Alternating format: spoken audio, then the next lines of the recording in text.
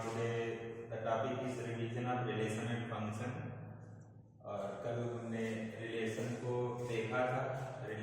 Relation बताया था Cartesian product का टू सेट होता है, वही रिलेशन है। और कितने नंबर ऑफ रिलेशन फ्रेम होते हैं, 2 की पावर n रिलेशन फ्रेम होते हैं। और किसी भी सेट के जितने नंबर ऑफ सबसेट होंगे उन्हीं सारे को रिलेशन बोलते हैं।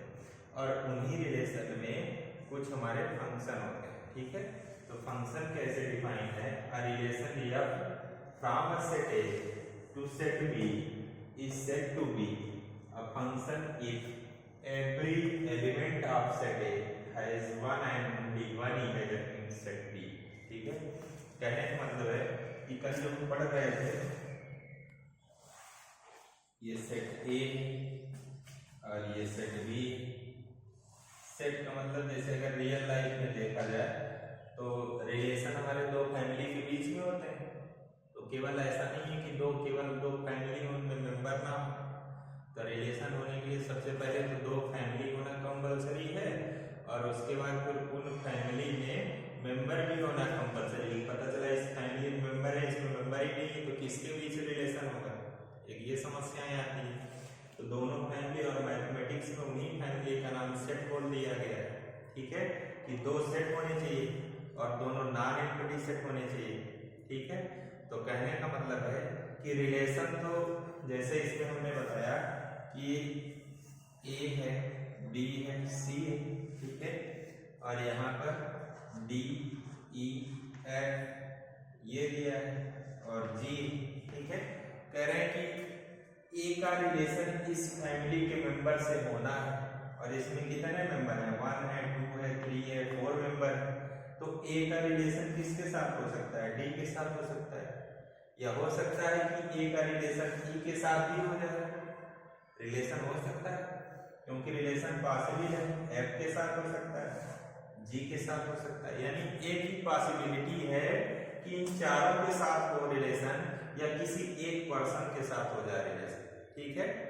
रिलेशन बनाने के लिए समाज में अपने कोई दिक्कत नहीं होती। कहते हैं क्या है कि रिलेशन किसी तरह से हो सकता है, माँ बहन का हो, ठीक है, माता पिता का हो, भाई बहन का हो, तमाम तरीके से रिलेशन, वैलिड रिलेशन होते हैं, इनवैलिड रिलेशन। तो सारे रिलेशन को हम फंक्शन नहीं बोलते, ठीक है। कैसे कैसे कैसे कि सारे रिलेशन को समाज हमारा मान्यता नहीं देता, उसी तरह से कुछ रिलेशन ऐसे होते हैं जिनको समाज मान्यता देता है, उन्हीं को हम कहते हैं फंक्शन। और कहने का मतलब है कि मैथमेटिक्स में कहना है कि एक व्यक्ति का एक ही इमेज होना चाहिए। मैथ में ये बोला जाता है कि एक व्यक्ति का एक ही इमेज होगा, और इसको इमेज सेट बोलते हैं। इमेज सेट B है और ये प्री इमेज सेट,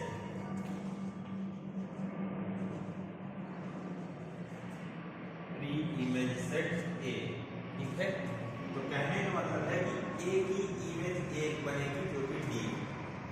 अगर एक इमेज बन रही है एक पर्सन की, जैसे कि अगर हम अपना चेहरा शीशे में देखते हैं तो हमारा चेहरा अभी जो है एक्चुअल में वही दिखे, 10 मिनट बाद चेहरा चेंज हो जा रहा है, तो फिर हमारा क्या है? दोहरी नीति दिख रही है, यानी मतलब दो इमेज दिख रही है, जो कि हमारे समाज में एक्सेप्टेबल नहीं है। उसी तरह मैथ में भी इसको एक्सेप्ट नहीं किया जा सकता कि अगर कोई भी एक एलिमेंट की दो इमेज बने जाए, ठीक। तो पहली कंडीशन है कि one and only one image बननी चाहिए, ठीक है।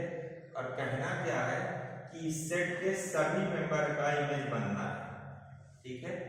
सेट A का सेट B में सभी मेंबर का रिलेशन होना है और एक ही यूनिक इमेज, तो जो बनेगा उसी को कह देंगे फंक्शन, ठीक है।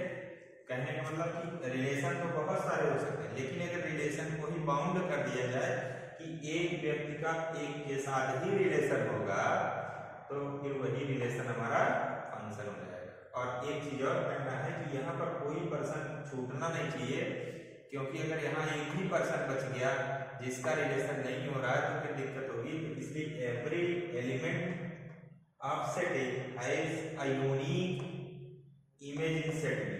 यही लिखा गया है कि प्रत्येक एलिमेंट सेट A के प्रत्येक के एक एक इमेज बननी है, ठीक है।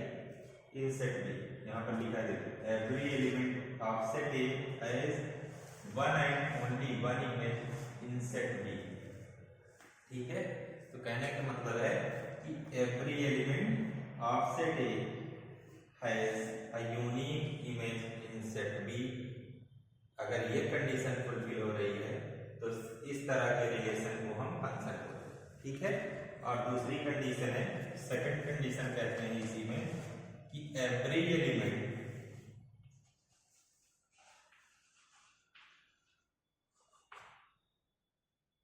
Of set B has a pre image in its domain, और इसी डोमेन को सेट ए बोलते हैं, ठीक है। कहने का मतलब है कि ये जो एलिमेंट हैं इनमें सभी का एक न एक प्री इमेज मिलेगा।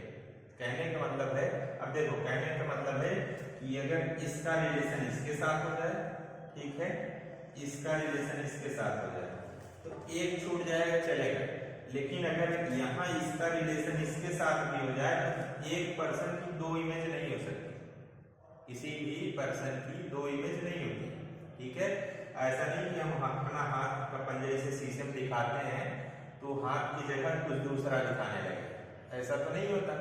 तो रियल लाइफ में यही चीज कहनी है कि एक पर्सन की दो इमेज नहीं हो सकती, ठीक है।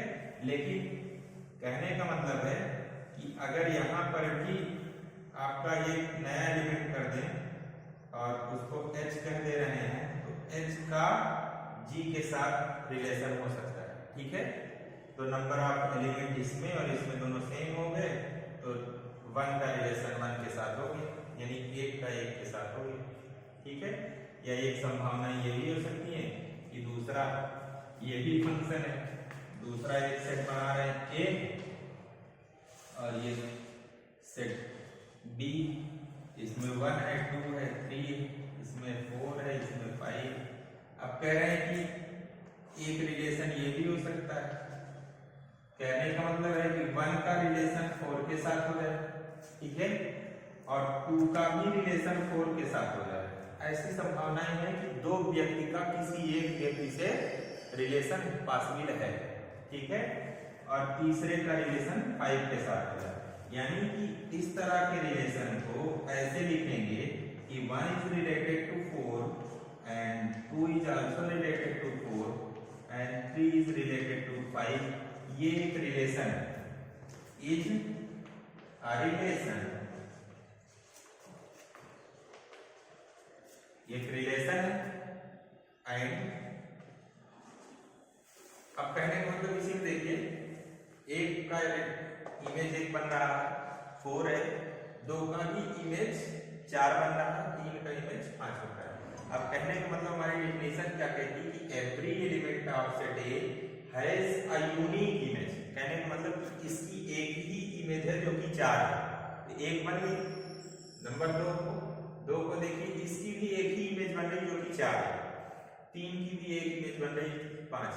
लेकिन यहाँ तक ये हो सकता है कि हमारे यहाँ ये देखने को मिलता है रियल लाइफ में कि दो व्यक्ति की इमेज सेम हो सकती है, ठीक है, यानी कि दो पर्सन के चेहरे सेम हो सकते हैं लेकिन एक व्यक्ति के दो चेहरे नहीं होते, ठीक है। तो वही चीज है, कहने का मतलब कि दो व्यक्ति हैं, इनका दोनों का चेहरा सेम है, यानी इमेज दोनों की सेम है। तो इस तरह के रिलेशन को भी आप फंक्शन बोल सकते हो, ठीक है। And is a function also, function also। अब कहने का मतलब जैसे इसमें अभी लिखा था तो ये सेट हमारा डोमेन और ये सेट हमारा कोडोमेन, ओके। ये सेट आपका कोडोमेन, इसको तरफ ले रहे हैं, थोड़ा सा इसके आगे इसमें बात करते हैं।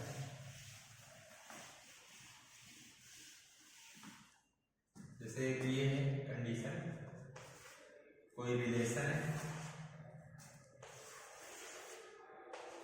A to B, ठीक है, और